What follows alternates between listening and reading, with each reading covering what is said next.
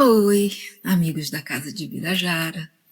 Para quem não me conhece, meu nome é Aline, eu sou uma das trabalhadoras da casa já há alguns anos. Trabalho nessa casa de amor, que me acolheu e que me acolhe sempre, sempre, sempre.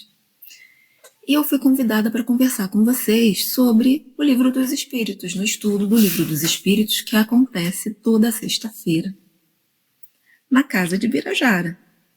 Não importa se no centro espírita físico ou no canal, não é verdade?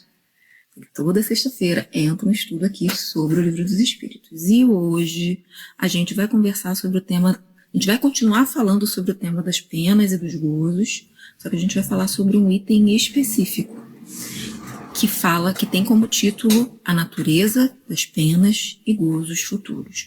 E ele engloba as perguntas que vão desde 965 até 975. Vocês vão me ver olhando para baixo, eu estou olhando aqui para as minhas colas. Tá bom? Então vocês vão me ver olhando para baixo porque eu estou lendo alguma coisa para conversar sobre essa coisa que eu estou lendo, sobre esse destaque com vocês. Tá bom? Eu organizei essa conversa, em 3 tópicos, em 3 momentos diferentes. Então a gente não vai entrar direto nas perguntas, porque penso eu que antes de entrar nas perguntas a gente precisa conversar um pouquinho sobre os elementos que estão nesse título, natureza das penas e gozos futuros. Então é interessante que a gente entenda primeiro o que significa esse futuros. A que os espíritos se referem quando eles usam esse termo futuros, vida futura, no Livro dos Espíritos, no Livro dos Médiuns, no Evangelho segundo o Espiritismo, enfim, nos livros da codificação. Então, o primeiro ponto vai ser falar sobre isso.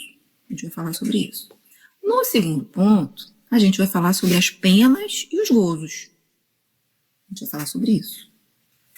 O que os espíritos estão trazendo para a gente de relevante, e de forma sintética, sobre penas e gozos, para a gente entender o que são essas penas e gozos, qual o objetivo. Então, eu fui lá no Código Penal da Vida Futura para que a gente converse um pouquinho sobre essas penas e esses gozos. Traga alguns conceitos sobre penas e gozos.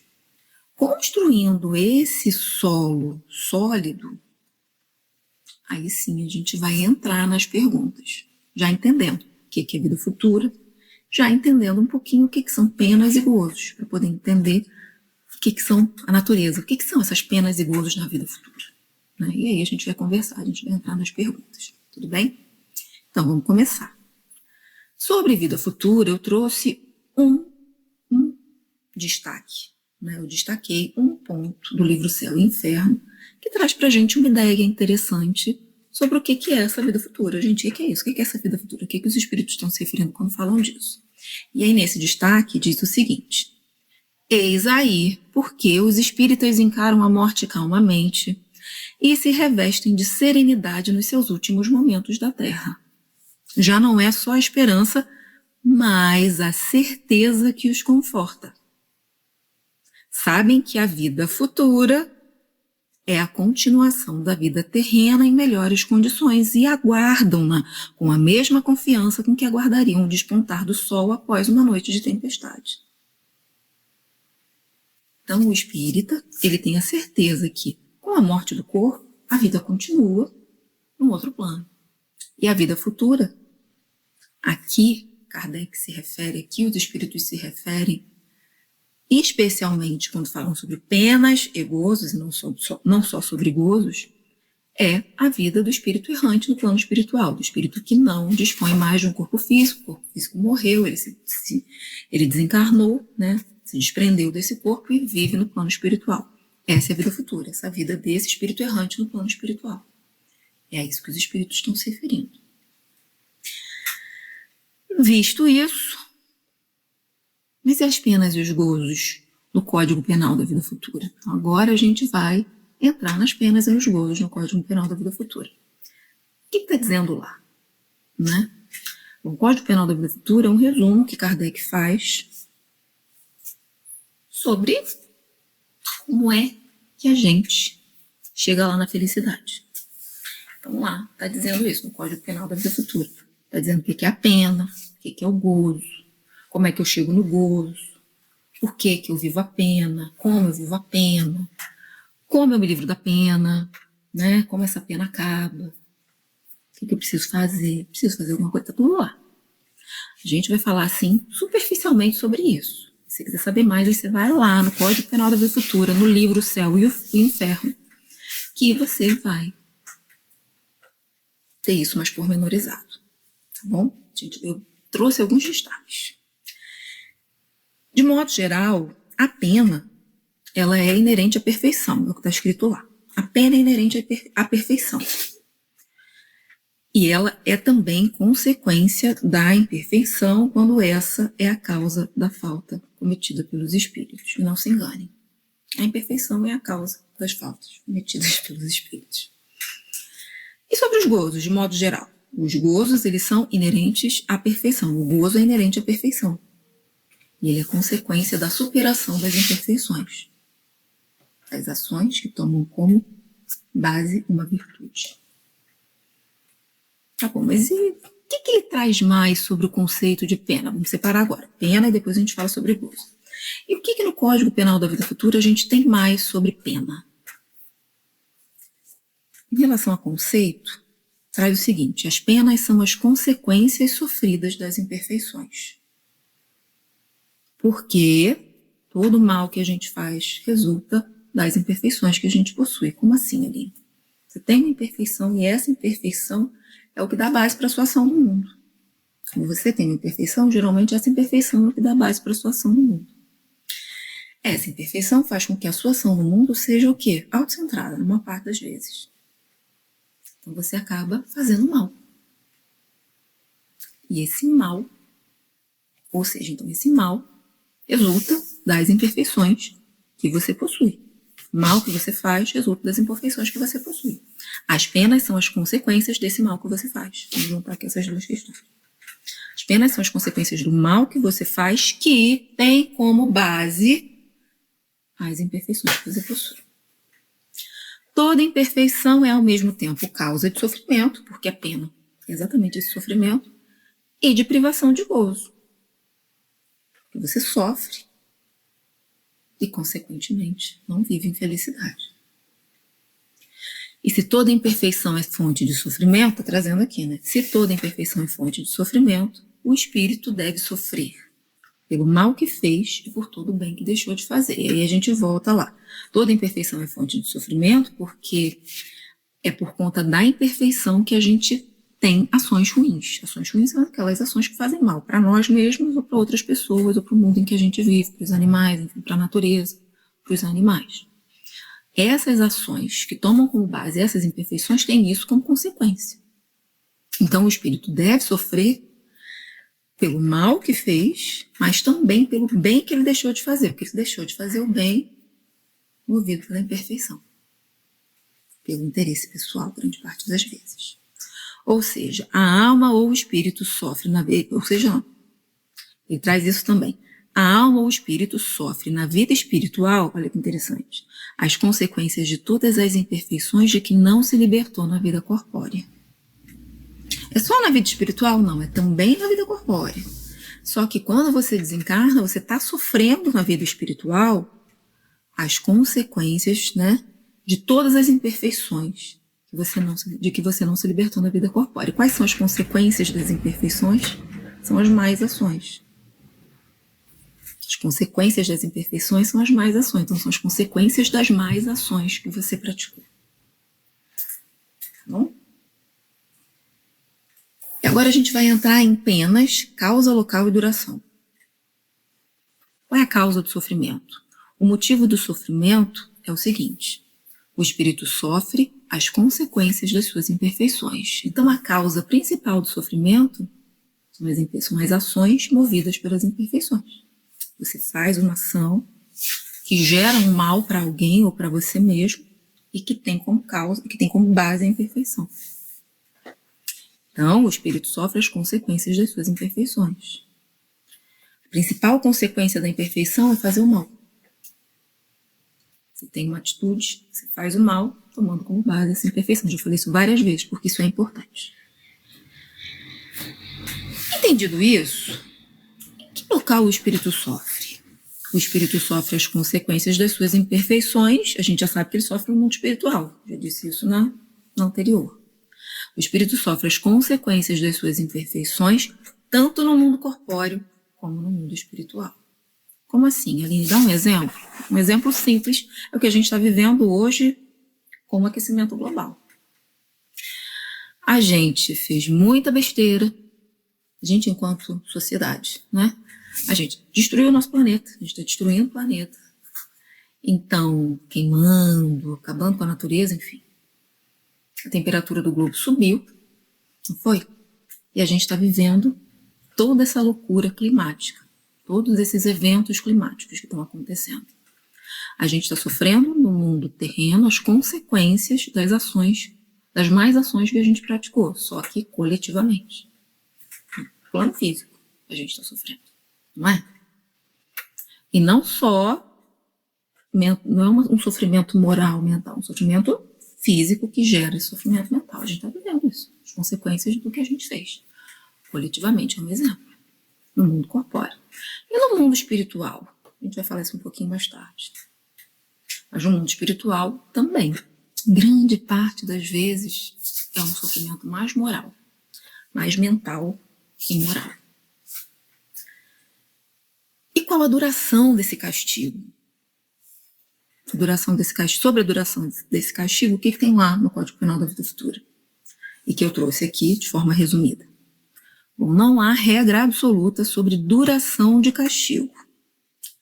Mas há uma regra, que é uma regra absoluta, que é que toda falta será punida. Sobre a duração do castigo ela está subordinada à melhoria do espírito. Então, não há prescrição de condenação por tempo determinado. O tempo vai ser o tempo que o espírito vai levar para se melhorar. Isso vai variar de espírito para espírito, porque disso depende que é a vontade, né?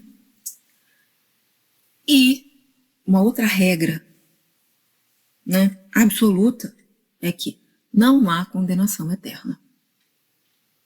Não há condenação eterna. Ou seja, o sofrimento acaba com a melhoria do espírito. Se torna perfeito. Acabou o sofrimento. Tá, mas eu não entendi direito. Como assim? Como é que funciona essa cessação de pena? Quando é que acaba? Como é que faz para acabar com esse sofrimento, né? E aí o que eu destaquei aqui? Sobre a cessação de pena, sobre o fim da pena, eu destaquei algumas coisinhas que eu vou trazer para vocês.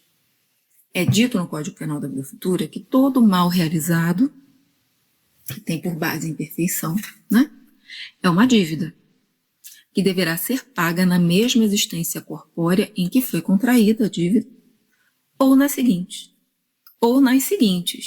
pois todas as existências são solidárias entre si. Ou seja, eu contraio uma dívida na vida corpórea e na vida corpórea eu pago essa dívida. Não é no plano espiritual, é na vida corpórea. No plano espiritual eu organizo o pagamento, mas é na vida corpórea que eu pago. Mas como é que eu pago? Para quitar-se com a justiça divina, apenas sofrer no sentido de expiar não é suficiente para que se pague isso. Apenas se arrepender, que como está lá também, como está exatamente assim escrito no Código Penal da Vida Futura, não é suficiente. Faz-se necessário o arrependimento, a expiação e a reparação. Então você precisa, além de sofrer, para além de sofrer, você precisa se arrepender pelo mal que você fez e reparar.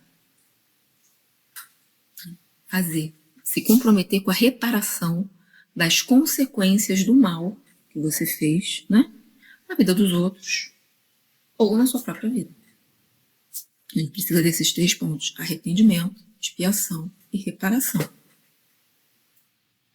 Um outro destaque que eu trouxe aqui foi o seguinte: sobre a cessação de pena, Deus pune o mal enquanto ele existe e deixa de punir o mal quando este não existe mais. Se o mal não existe mais, ele não é mais punido. Qual é a base do mal? A imperfeição. Pegou isso aí? mal moral é a causa do sofrimento, o sofrimento diminui de intensidade quando esse mal vai desaparecendo. E aí a gente volta aqui. A duração da pena depende da melhoria do espírito. A pena cessa quando o espírito melhorou. E vamos voltar. A condição para essa melhoria, para que essa pena cesse, para que esse espírito melhore, para que essa imperfeição deixe de existir, é o arrependimento, a expiação e a reparação. São, né? O arrependimento, a expiação e a reparação. Essas são as 3 condições necessárias para que a gente possa apagar os traços de uma falta e as suas consequências. Os traços de uma falta geralmente são as imperfeições. Eu preciso apagá-las. E as consequências é a consequência daquela ação ruim. A imperfeição foi a base da ação voltada para o mal,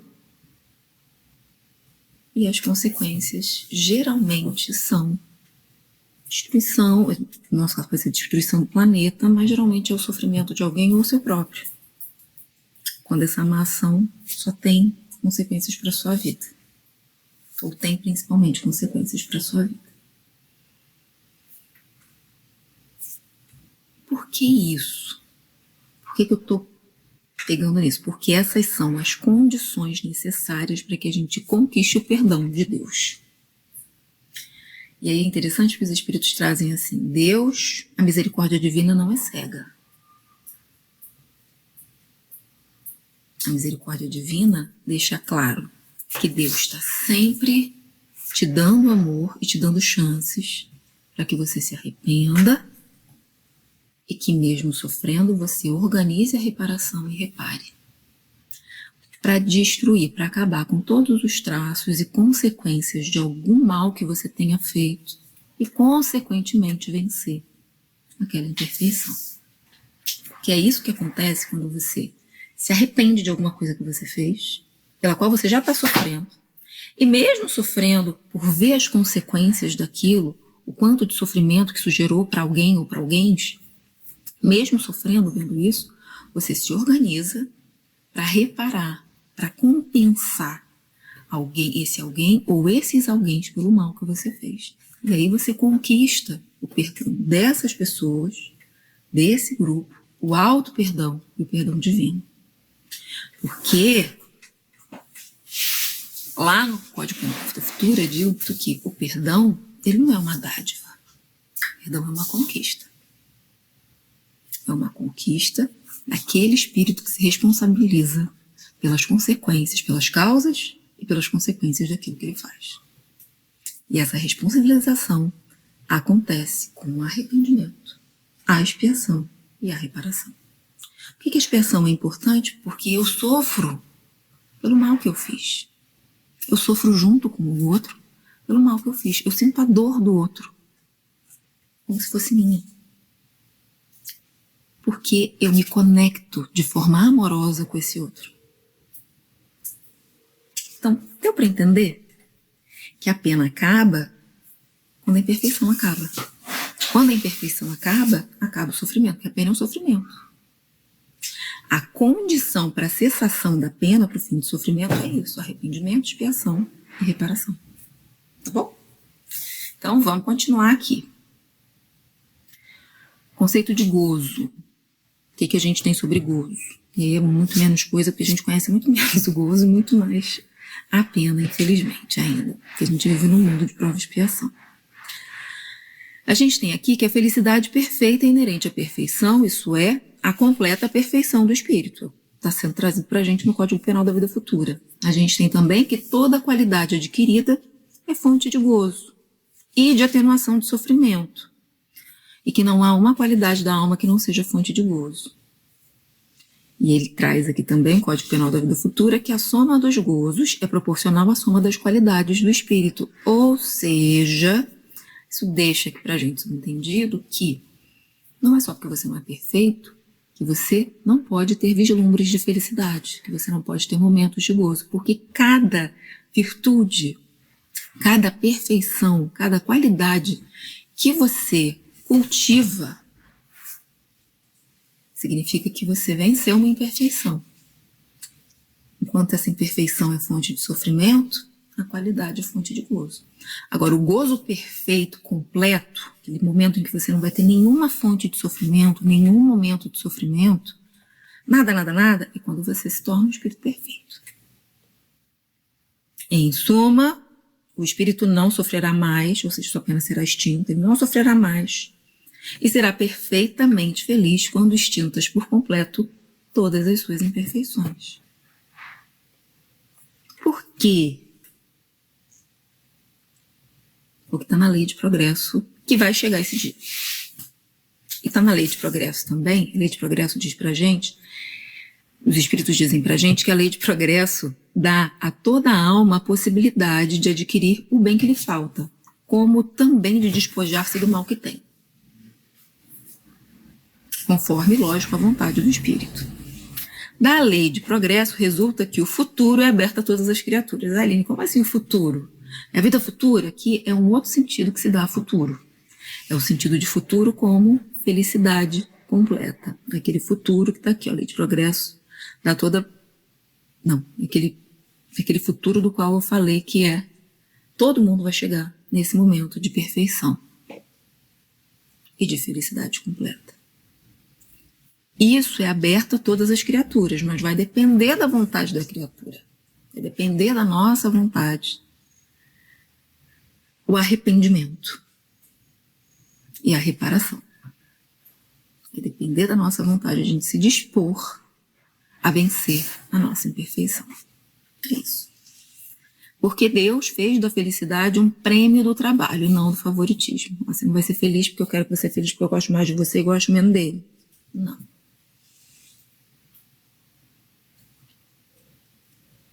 É através do arrependimento, da expiação e da reparação que você vai galgar aqui. É isso.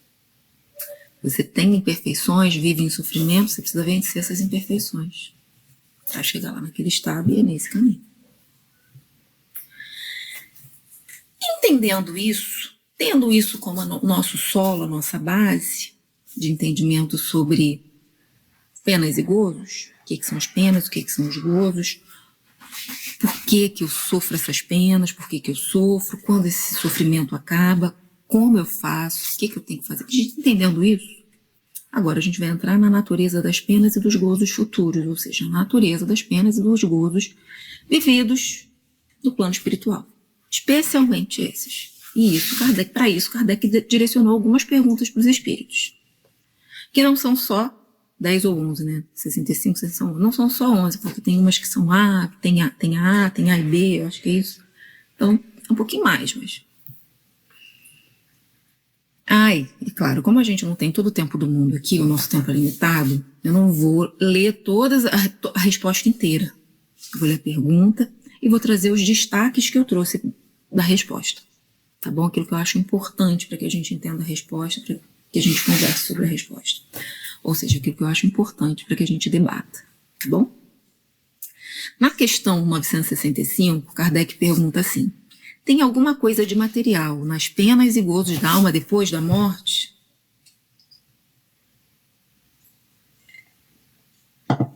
O que eu destaquei aqui?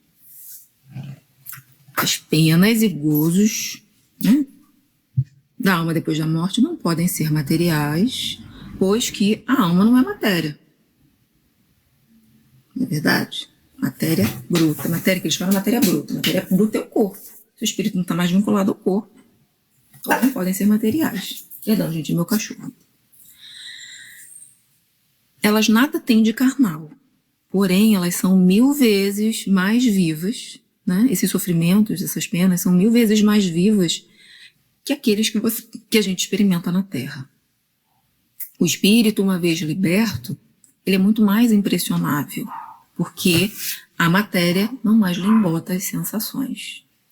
Quando a gente vive na matéria, né, para eu sentir dor, Eu preciso ter um estímulo tátil.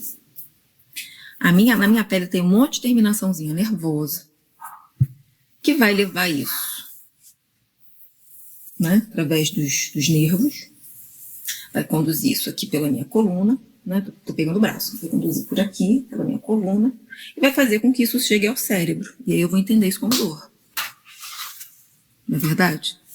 E essa dor geralmente me causa sofrimento. Eu estou trazendo a dor física, né?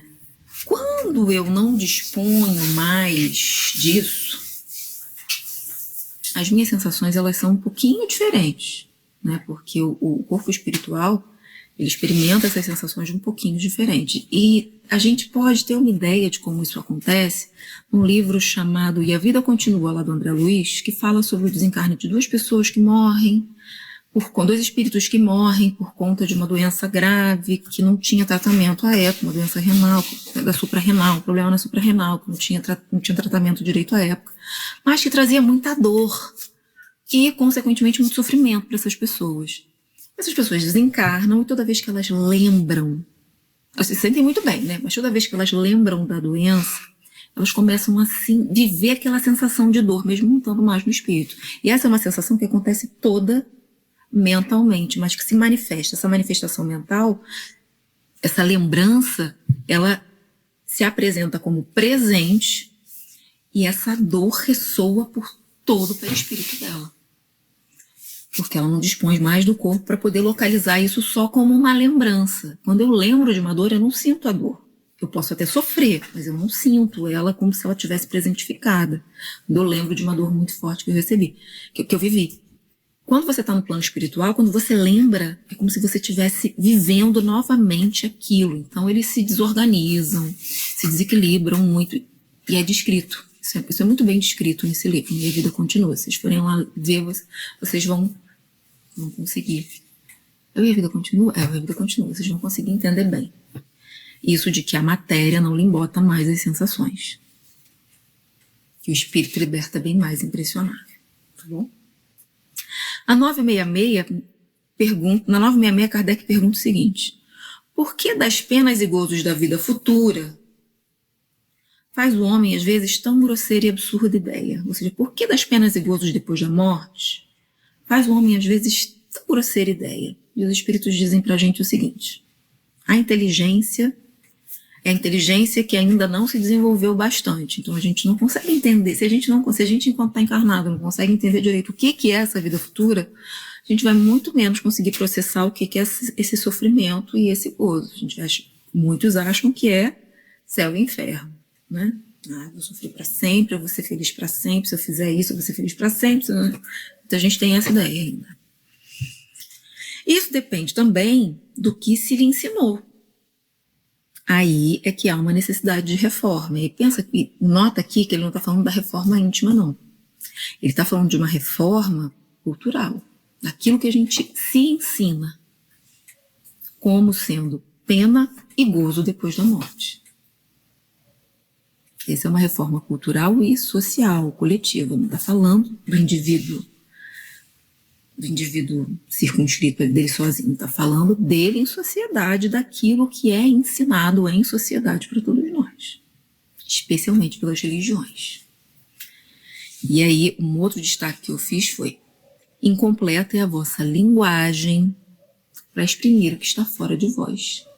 O que está fora de vós, o que está fora da vossa experiência. Porque a gente está vivendo a experiência física, a gente vive o esquecimento das vidas pretéritas e o esquecimento de como é o plano espiritual, isso é um fato.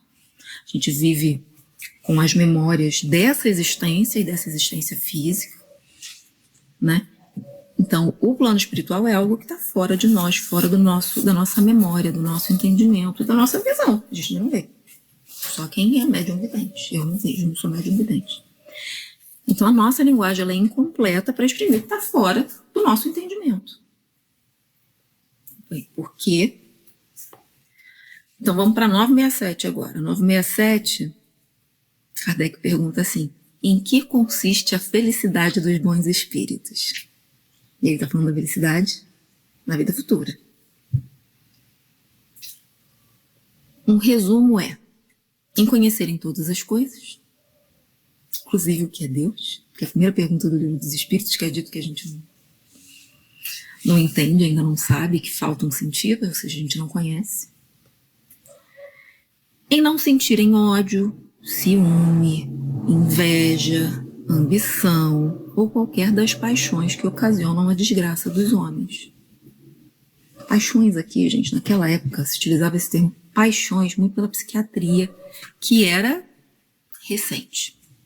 Dizendo isso que eu já estudei isso, tá? Que era recente. E paixões, elas são vinculadas a interesse pessoal. Quando o interesse pessoal está acima de tudo. Tá? Então, qualquer das paixões, qualquer das ações movidas pelo interesse pessoal, qualquer das emoções, das imperfeições movidas pelo interesse pessoal, né, que ocasionam a desgraça do homem. O egoísmo é uma paixão? É a principal. Então, não sentirem ódio, nem ciúme, nem inveja, nem ambição. Isso tudo aqui é voltado para o interesse pessoal. Ou qualquer das paixões que ocasionam a desgraça do homem. O amor que os une, o amor que os une lhes é a fonte da suprema felicidade. Porque o amor é a base de quê? De todas as nossas perfeições. Dá para entender muito? Não, porque está fora de nós. A gente ainda não vive essa suprema felicidade. Alguns de nós já cultivamos, sim, qualidades. E essas qualidades são fontes de gozo. Agora, esse gozo completo, essa perfeita felicidade dos meus espíritos, a gente ainda não vive e ainda não consegue entender direito. Mais destaques. Esses espíritos, os espíritos felizes, né, eles não experimentam as necessidades, os sofrimentos ou as angústias da vida material. Geralmente eles não reencarnam mais aqui, salvo algumas exceções que quando estão aqui não experimentam essas angústias, porque já sabem, já conhecem tudo, né? Que é a primeira coisa aqui. Já conhecem todas as coisas. Eles já sabem que isso aqui é só uma fasezinha. Vai passar. Então eles têm um outro entendimento dessa experiência corpórea. A gente muitas vezes vive isso, grande parte do tempo a gente vive a experiência corpórea como se fosse só ela, né? Como se ela fosse a principal. E a gente esquece da vida futura. Os espíritos perfeitos, não, eles sabem. A gente vislumbra ainda. Eles são felizes pelo bem que fazem. E aí a gente lembra de Jesus, né? A felicidade dos espíritos é proporcional à elevação de cada um. Mas somente os puros espíritos gozam da felicidade suprema. Isso eu já disse. Se eles gozam da felicidade suprema, eles gozam em qualquer momento, inclusive encarnados, quando necessário, que é o caso de Jesus, que encarnou entre nós. E não viveu o sofrimento, apesar das dores a que foi exposto. Ele sabia.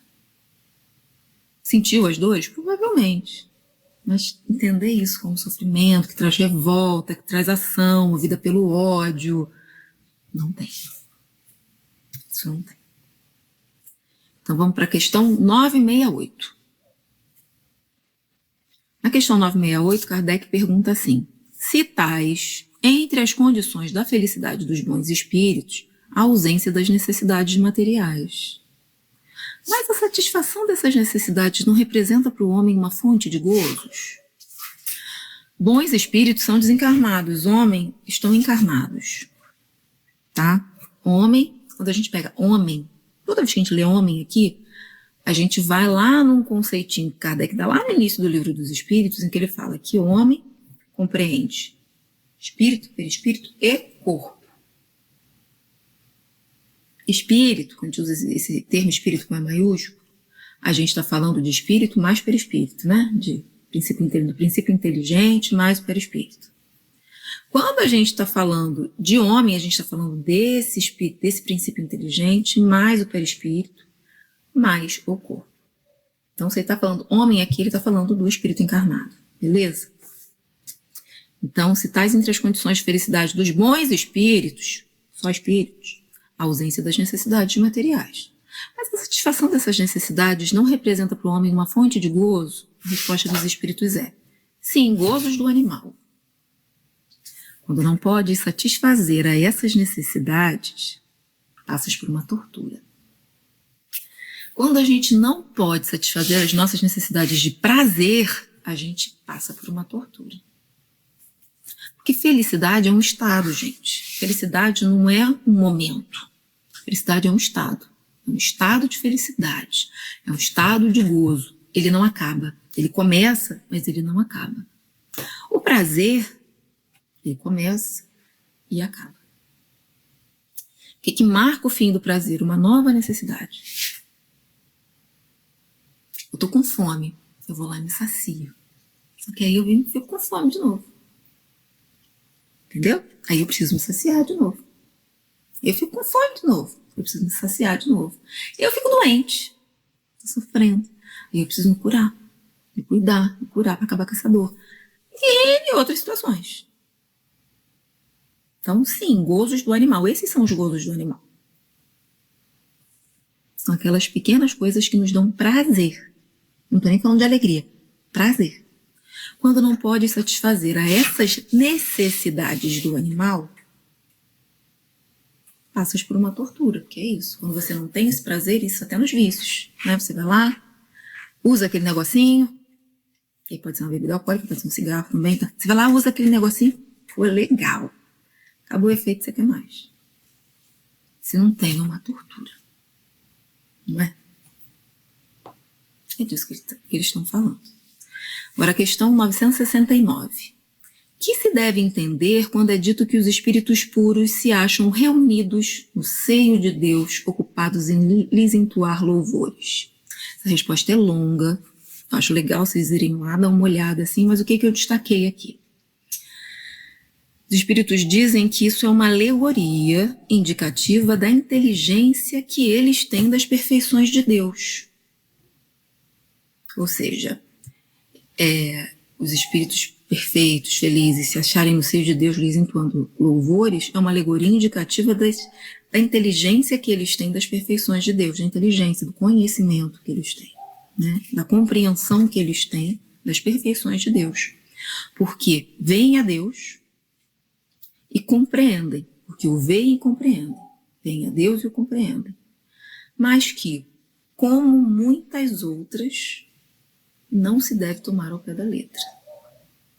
Essa alegoria, tá? Essa alegoria, ela não deve ser tomada ao pé da letra. E aí eles complementam assim: não creias que os espíritos bem-aventurados estejam em contemplação por toda a eternidade. Seria uma bem-aventurança estúpida e monótona. Esse cantar louvores está vinculado não só ao conhecimento, mas também na ação, no trabalho. Eles estão sempre trabalhando. Um trabalho pautado nesse amor a Deus. Esses louvores são trabalho. Através do meu trabalho dedicado a esse Deus que eu conheço, de quem eu conheço as perfeições, é que eu canto. Eu estou no seio dele porque eu o conheço. E eu o louvo através do meu trabalho, realizando a vontade dele. É isso, gente. Realizando a vontade dele, eu como co-criadora. É isso está uma resposta. Não com essas palavras, né? Tem um pouquinho da minha interpretação também. Mas é isso, tá por lá. Questão 970. Em que consistem os sofrimentos dos espíritos inferiores? Aqui não está falando do homem, está falando dos espíritos inferiores. Então já está falando no sofrimento do espírito desencarnado. Resumo da resposta. São tão variados esses sofrimentos como as causas que os determinam, e eles são proporcionados ao grau de inferioridade do espírito. Mas podem resumir-se assim. Isso é um resumo, para que a gente tenha um vislumbre, uma ideia. Invejarem o que lhes falta para serem felizes e não obter. Verem a felicidade e não poderem alcançar. Pesar, ciúme, raiva, desespero, motivados pelo que os impedem de ser ditosos. remorsos, ansiedade moral indefinível. A gente aqui na Terra confunde felicidade com prazer. E geralmente na busca por esse prazer é que se manifestam isso. Todas essas imperfeições. A gente não consegue, a gente quer essa felicidade, que não acaba. Só que a gente busca no lugar errado. Do modo errado. Jesus já vai falar pra gente assim: ama o teu próximo como a ti mesmo. A lei, o resumo da lei tá em amar a Deus acima de todas as coisas e ao próximo como a ti mesmo. É nessa experiência solidária coletiva que a gente vai encontrar a felicidade. E o que a gente faz? A gente vive a experiência solitária individual. Então a gente passa por cima das necessidades do outro para poder ter atendido a nossa necessidade de prazer. E é aí que se manifestam as nossas imperfeições, especialmente o do egoísmo. Porque a gente não... Só que como a gente não consegue essa felicidade que a gente acha que vai encontrar, a gente continua. A gente continua nessa sede, nessa sede, nessa sede, nessa sede, nessa sede. E aí vem o pesar, o ciúme, a raiva, o desespero, tudo motivado pelo que nos impede de ser ditosos. E muita gente não dá conta. Desejam todos os gozos, sobre o que é o sofrimento. Desejam todos os gozos que não podem satisfazer, eis os que tortura. E aí eu complemento, isso é um complemento meu, porque a gente confunde gozo com prazer. Estado de gozo com prazer. Questão 971. Não estou dizendo, gente, só uma coisa, não estou dizendo que prazer é errado e é ruim, pelo amor de Deus. Eu estou falando da busca pelo prazer sem medir consequências. É muito legal você estar com as pessoas que você ama, num momento legal. Isso te dá prazer, te dá alegria. Isso é movido muitas vezes exatamente por um sentimento de comunidade, né? Você está ali convivendo, não está fazendo mal a ninguém. A gente está falando de uma outra situação em relação ao prazer, tá? Por favor. Não estou demonizando o prazer, não. Acho importante falar sobre isso, a gente colocar isso, tá? Quando eu trago essa ideia do prazer. A questão é colocar o prazer como meta final da vida e não a felicidade. Tá? Então vamos voltar aqui. Questão 971. É sempre boa a influência que os espíritos exercem sobre os outros? A gente sabe que não, né? Vamos ver como é que os espíritos formularam isso, o que eu destaquei? Ela é sempre boa da parte dos bons espíritos. Eu coloquei um quando aqui no meio, né? Porque o sentido lá é esse. Ela é sempre boa quando da parte dos bons espíritos. Os espíritos perversos procuram desviar da senda do bem e do arrependimento os que lhe parecem suscetíveis de se deixarem levar. E aí eu acho importante a gente destacar perverso. Quando a gente vai pegar conceito de perverso, a gente vê que perverso não é o mal, apesar de ser uma maldade. O perverso não é o mal. O perverso é aquele que tem prazer em perverter, em fazer o outro fazer o mal. Fazer o outro, que é legal, fazer exatamente aquilo que ele acha que é errado. Que é o que está escrito aqui, tá? Os espíritos perversos procuram desviar da senda do bem e do arrependimento os que lhe parecem suscetíveis de se deixarem levar, ou seja, eles procuram perverter aqueles que parecem suscetíveis de se deixar levar. Questão 971. Assim, a morte não nos livra da tentação? Já que os espíritos que não são bons, né, os espíritos ignorantes, enfim, os espíritos maus, podem influenciar os outros para o mal? Os espíritos respondem, não. A morte não nos livra da tentação, mas a ação dos maus espíritos é sempre menor sobre os espíritos do que sobre os homens, porque lhes falta o auxílio das paixões materiais. Quando você tenta perverter um homem, o homem ele pode realizar aquela ação no mundo. O espírito, ele é tentado com aquilo do mundo, né? Mas ele não pode realizar aquilo. Vamos continuar aqui para a gente entender melhor. Como procedem os maus espíritos para tentar os espíritos, já que eles não podem jogar com as paixões? É o que está escrito ali, né? Pelos faltos auxílios das paixões materiais. O que eu destaquei aqui? Os espíritos respondem que as paixões materiais não existem materialmente, mas existem no pensamento dos espíritos atrasados. Então, os maus dão pasto a esses pensamentos, conduzindo as suas vítimas aos lugares onde se lhes ofereça o espetáculo daquelas paixões e o espetáculo de tudo que as possa excitar. Eu nem vou entrar aqui, nem vou comentar, porque eu já vou para a seguinte. Mas de que servem essas paixões se já não tem objeto real? Né? Se eu sou um espírito, é que eu vou ser tentado por essas paixões materiais se para mim você não tem como atuar ali, né? Nisso, os espíritos trazem isso, nisso precisamente é o que está o suplício daquele que está sendo tentado. O avarento vê o ouro que não lhe é dado possuir. O ouro que ele deseja, mas que não lhe é dado possuir, e aí vamos assim, que não tem valor nenhum no plano espiritual. O devasso, as orgias de que não pode tomar parte. O orgulhoso, as honras que lhe causam inveja de que não pode gozar, porque no plano espiritual, dependendo do lugar onde você esteja, isso não vai surtir muito efeito. Nem lhe trazer tanto gozo assim. E aí a gente tem, num dos livros de André Luiz, agora eu esqueci o nome, a gente tem o caso do Gregório, que ele é um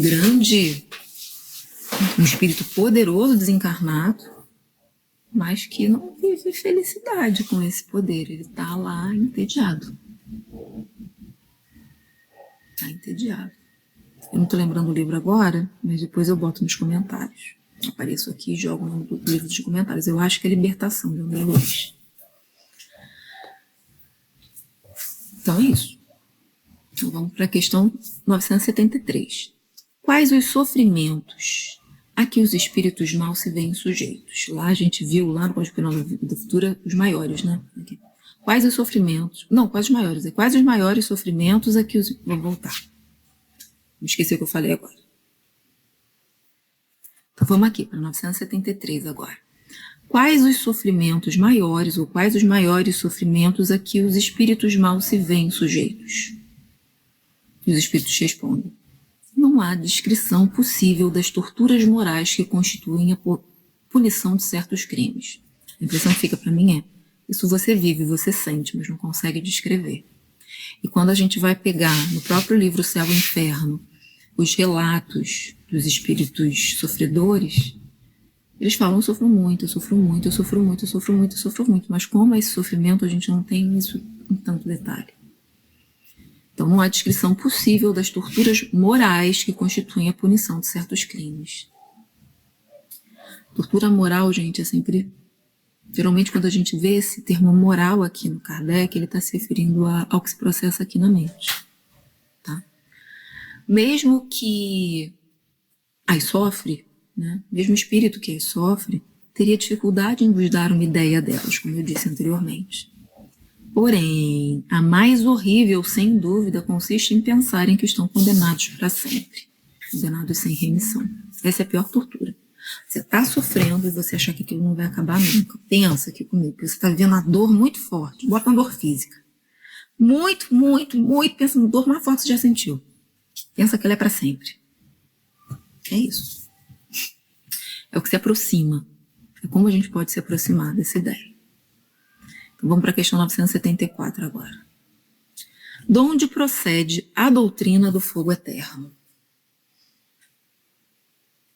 O que é a doutrina do fogo eterno, gente? Vamos pensar lá no inferno, tá? Essa ideia de inferno, que você vai sofrer para sempre no fogo eterno. Para queimar os pecados. Você vai queimar eles para sempre. Você nunca vai ser feliz. O céu é para os perfeitos, que viveram a vida reta aqui na Terra, e o inferno é para aqueles que viveram a vida em função das suas paixões, em suas paixões egoístas. E é para sempre.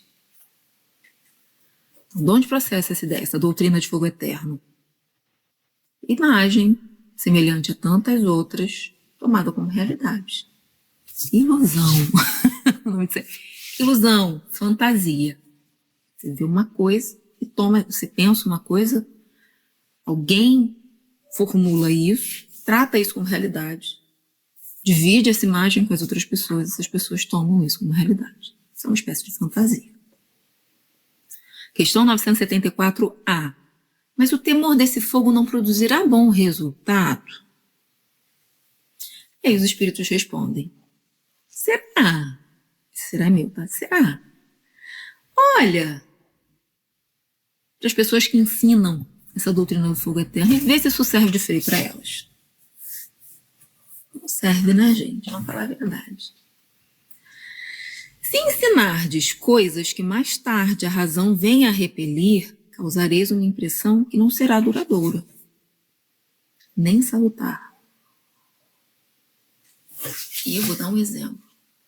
Você ensina para uma criança, se ela fizer uma coisa ruim, o bicho-papão vai levar ela. Ela é movida pelo medo e não pela razão. Você ensina para uma criança que você não só vai chamar bicho-papão, como você vai dar uma injeção nela. Aí você ainda diz para a criança que injeção é ruim. Quando a injeção é, na verdade, é o que a razão vai dizer para ela mais tarde. Que a injeção, ela dói, mas ela vem para acabar com o sofrimento que a doença traz para ela. Por que a gente não ensina isso desde o início? Por que a gente não pode ensinar para as pessoas a questão do arrependimento, da expiação e da reparação, em vez de falar de uma doutrina? Olha, se você fizer isso, você vai para o inferno. Olha, quando a gente faz isso, a gente precisa se responsabilizar por isso, a gente precisa reparar isso. E aí, a gente vai acabar com esse fogo que nos queima e vai para a felicidade. É isso que a razão diz. Ele pensa assim, não será duradoura porque isso vai ruir, nem salutar. Ele pensa, quando eu ensino isso, eu construo uma relação de medo com Deus. De uma relação de não confiança com essa religião. Quando isso é trazido por uma religião. Que quando eu me dou conta, assim, não, isso não faz sentido, não faz o mínimo sentido, eu desacredito da religião. Então não é nem salutar. Sem contar, vamos pensar o não salutar, medo é salutar? Mas as consequências do medo muitas vezes pra gente, insegurança, ansiedade. E agora vamos para a última, questão 975. Os espíritos inferiores, espíritos desencarnados, compreendem a felicidade do justo? Vamos ver aqui os destaques que eu fiz? Sim, e isso lhes é um suplício, ou seja, é uma causa de sofrimento, porque compreendem que estão dela privados por sua culpa. E aí, quando a gente foi lá, como é que é o nome, gente? Esqueci, vou voltar aqui comigo. Quando a gente estava lá em cima falando sobre a lei de progresso, a gente não fala que o progresso depende da vontade do espírito? É a isso que está se referindo aqui, essa pergunta, essa resposta. Sim, eles compreendem a felicidade do justo, e isso lhes é um suplício porque compreendem que estão dela privados por sua culpa. Daí resulta que o espírito, liberto da matéria, aspira a uma nova vida corporal, ou seja, ele deseja uma nova vida corporal, porque cada existência, se for bem empregada, abrevia um tanto a duração desse suplício. Se ela for bem empregada, como? Através da reparação. Ou através do planejamento dessa reparação, através do fortalecimento desse espírito. Vamos esperar. Questão 975. Continuação. Continuação aqui da resposta. Para o espírito errante, já não há véus. Ele se acha como tendo saído de um nevoeiro e vê o que o distancia da felicidade. O espírito errante, ele entende que a vida continua. E com o tempo, no plano espiritual, ele vai entendendo, vai relembrando como essas coisas se processam. Não necessariamente instantaneamente, mas com o tempo, ele vai entendendo como se processa isso, como as coisas se processam no plano espiritual. Então é como se ele tivesse saído de um nevoeiro, e aí ele começa a ver o que o distancia da felicidade, o que ele causa essa dor, o que ele causa esse sofrimento. Ele começa a entender como é que essas coisas se processam, começa a relembrar, muitas vezes. Mas ele sofre, então, porque compreende o quanto foi culpado. Eu troco esse culpado aqui por responsável. Quanto ele foi responsável pela situação que ele se encontra agora, por conta das ações que ele escolheu. Da forma como ele escolheu viver a vida dele, naquela vida pregressa. Ele não tem mais ilusões.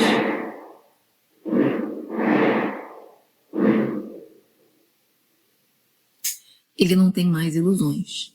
Ele vê as coisas na sua realidade. Como assim vê as coisas na sua realidade? Ele entende a tal da lei do progresso.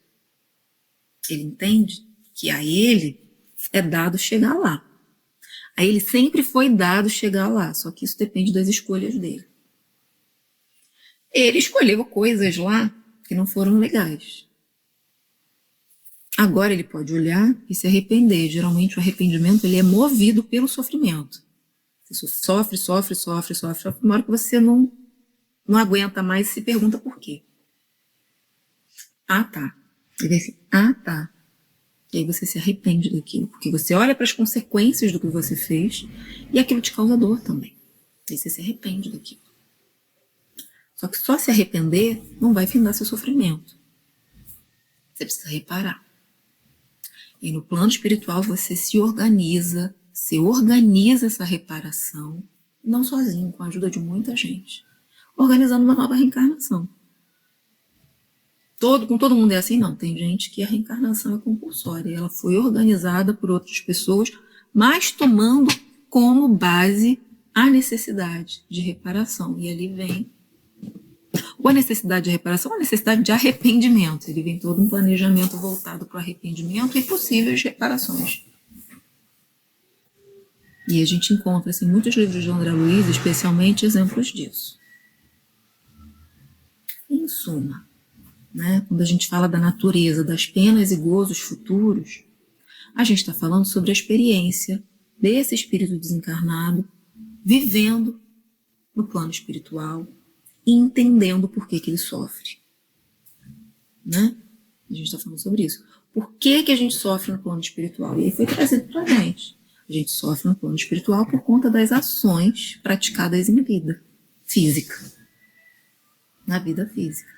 E a gente vai precisar reparar todas essas más ações praticadas na vida física, ou seja, tentar apagar isso, para poder viver essa felicidade daquele que não tem mais culpa nem arrependimento e que cultivou uma virtude.